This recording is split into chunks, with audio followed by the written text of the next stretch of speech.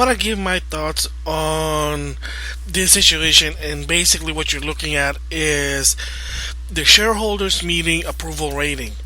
So, if you don't know what it is, every year in the shareholder meeting, is that the shareholder gives their ratings approval for each of the most important people at Nintendo.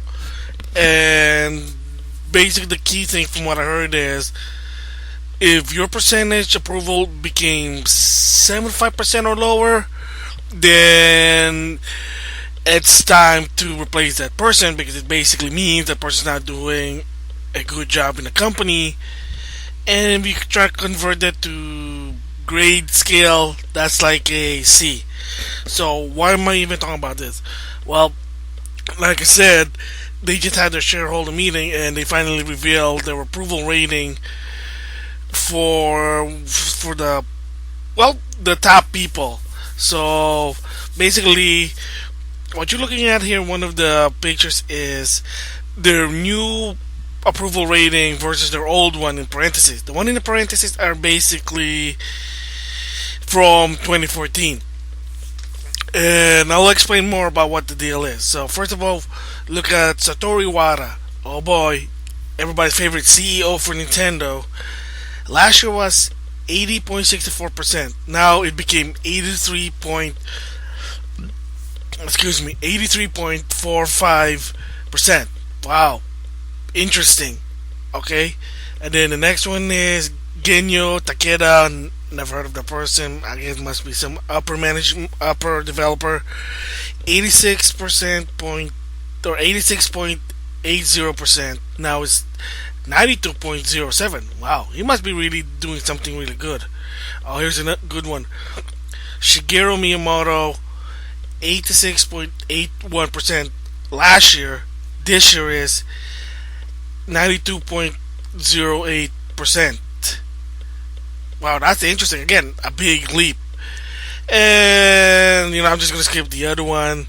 Bottom, the most of those are basically had like a 1% like approval rate. But the two key features I really want to talk about is Satoru Iwata and Shigeru Miyamoto. First of all, I want to start with Shigeru Miyamoto. Interesting, really, 86.81%.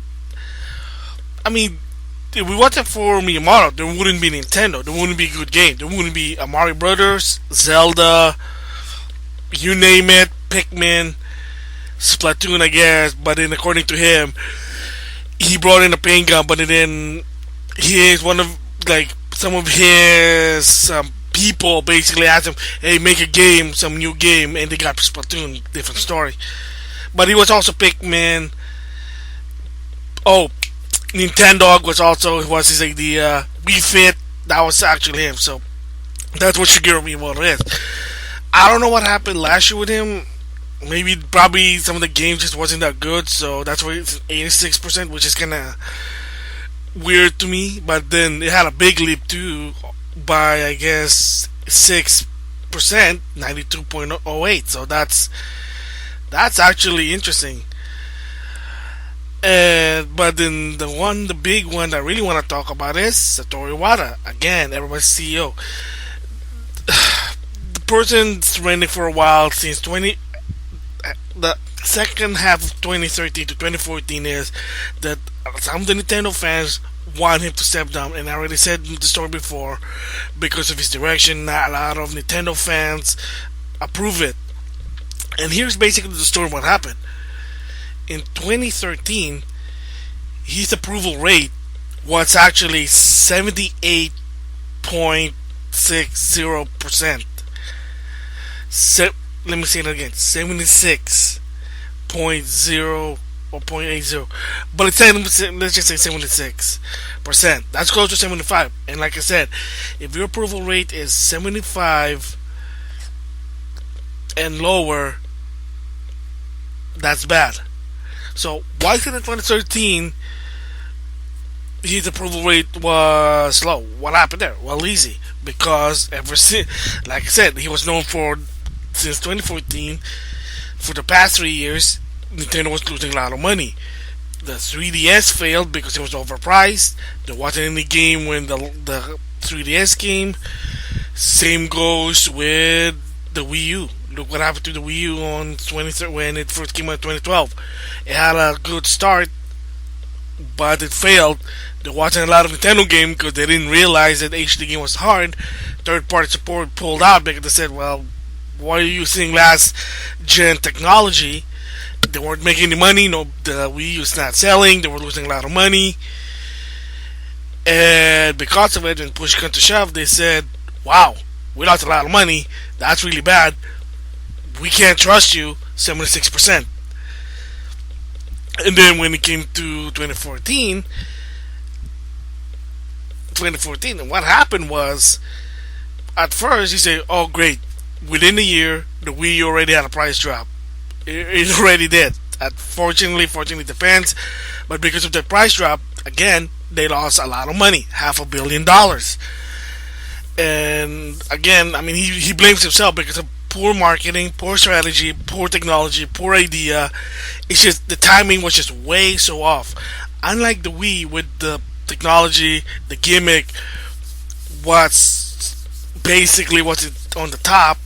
People are like, "Oh, this is something new. Nobody ever done it." There you go. But with the Wii U, oh, tablet. Well, iPad already came out. What do you want them to do? Your console basically is a PS3 and a 360. Yeah, it's more powerful, but can it compete against the PS4 and the Xbox One? And of course, now it's been proven. Nope. A lot of developers said they couldn't even do it, and that's what they said. You know what? Sorry. Your console sounds so parity with the other competitors. We can't do anything about it. Sorry. So, and then there was even rumor because of the fiscal year of 24 or 2015, 2015, yeah, or 2014. Okay, hold on, I'm trying to figure this out. Yeah, 2014. My mistake. Yeah, the fiscal year of 2014. There was even rumor that when push cut to shove, they really want to get rid of Iwata. There was a lot. Nikkei basically reported that a lot of the top management said this guy needs to go, and that push cut to shove, they didn't know what to do. But again, it wasn't for Mario Kart 8 with the free bonus. It wasn't for the what is that Smash Brother with the freebie. Well, let's just say Mario Kart 8 first. Let's just say that Mario Kart 8 with the bonus because you get a second free game probably helped move Wii U a bit. It moved a bit, but at least it moved. So they say, well, maybe this guy, maybe just he needed the proper tools or the proper planning, whatever, from 76 to 80%. Now, in 2014, his approval rate was 80%, so they were giving him another chance to make money. And then, of course, by the end of the fiscal year of 2015, guess what happened? They actually are now on the black. Why? Not only thanks to Mario Kart 8 with the bonus game, not only with Super Smash Bros. For the Wii U and 3DS with freebies, it's because their new lineup, the Amiibo, made a lot of money. And I'm so ashamed buying them, but I'm a Nintendo fan. I had it coming. Excuse me, the Amiibo was basically the new Beanie Babies. And because of that, it made him a lot of money. And look what happened. Because of those things happening, his approval rate now raised up to 3%. Now it's 83.45%. Why is that? Oh, because it's making Nintendo money. And this is sometimes kind of unfortunate that you hate the guy if he's not making your company money, and that there wasn't even one point that you're gonna fire the guy, but then all suddenly, oh, Iwata's making money. Oh, Iwata's embracing mobile games. Oh, we're doing this amiibo to make more money. Oh, we're making the company money, and stock goes high. Well, to some extent, it did go down for a bit because of the E3 2013, just a little bit, but that's a different story. Oh, but the bottom line is Nintendo's making money. Money. So, because of that, now the shareholder said, oh, Iwata's making us money again, we'll give you an approval rate. See, you kind of see some sort of bias there, that the question basically is money talk. Is there even honor in there? It's like, what the integrity? Well, you know what? We're making money. That's good enough. We don't need to change. We don't need to improve. Hey, we're just making money. The amiibo's there. Well, we can just do our own belief still. But, as long as we're making money, so where's the honor there? Where's the improvement? Where's the change? You can't change if you don't have any new people. But because money talks, that's what it is. Because of Mario Kart 8, because of Super Smash Brother, Amiibo, it was moving Wii U to some extent. The Wii U is moving a bit because of the game, but people were buying Amiibos. Scalpers were buying Amiibos. They're buying bulks. It was popular. It's rivaling to Skylander, in my opinion. Now, look, they're happy with Iwata. See, I mean, I guess maybe that's the culture in Japan there. I don't know.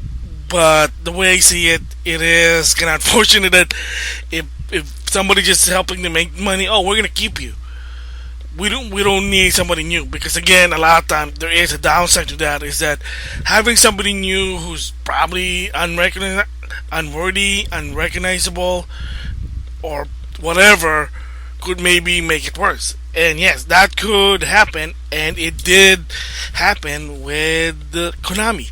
The new CEO with Konami basically said our new direction for Konami is mobile games. And look what happened to a lot of the Konami fan, including Alpha Omega Sin. Alpha Omega Sin was so pissed off about it, excuse the language. But you can say he was so much rage because he respected the company because of the games it offered, and now it's, you're doing mobile game. That it was so bad that a Konami representative basically had to flip-flop and backtrack. No. We'll do mobile game, but we'll also still have console game to some extent. See, that's the reason why having a new CEO maybe is a bad thing. But in the case with Nintendo,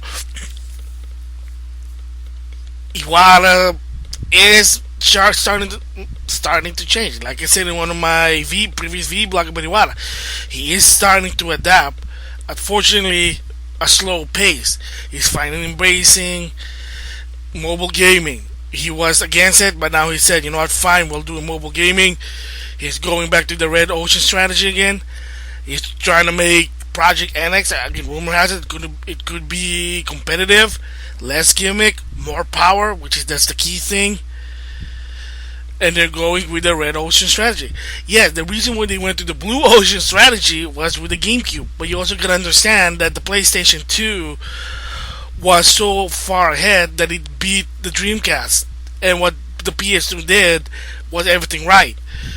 It was very competitive to the Dreamcast, and it plays Blu-ray DVD. It was some people's first DVD player, including myself. They were already ahead of the game, and by the time Nintendo and Xbox joined, it was already too late. That's the thing. I mean, the timing was just off. And I know they said they couldn't compete, so they said, well, let's just go in a different approach and let's go with the Wii. Let's make it more casual. It was good for a while. Then in the end, it got tiring, it got boring. It was just a fad. People went to mobile games, casual game in the computer. And then you're trying to change it with a tablet. By the time the Wii U came out, well, iPad, tablets, they were already popular with the kids. So, there you go. So yes, I mean, yeah, like for Miyamoto, it's kind of weird why he had a bad percentage last year. But he should always be top to 90. For Satoru Iwata, I'm just saying, wow. So the guy helped you make money. Oh, look at that. You raised his approval rate. Well, I mean, in the good side, really is it's still below 85%. So I'm happy a bit that's still below 85. And again, I want to clarify something. I don't hate Iwata personally because I never met the guy. I don't know who the guy is. But I just don't approve, and he probably doesn't need my approval. I don't care. I'm just giving my opinion. I don't really approve what he does, what's the direction he's taking with Nintendo. I'm sorry to say, I mean, with the GameCube, he didn't really start great with the GameCube. Like I said before, when the GameCube launched, it was a failure. Not a lot of people were buying GameCube. They had to lower the price a year later, and then after that, by 4 months later, they price dropped the thing again to $100 because nobody was buying GameCube as a primary console. It was a secondary console for your PS2.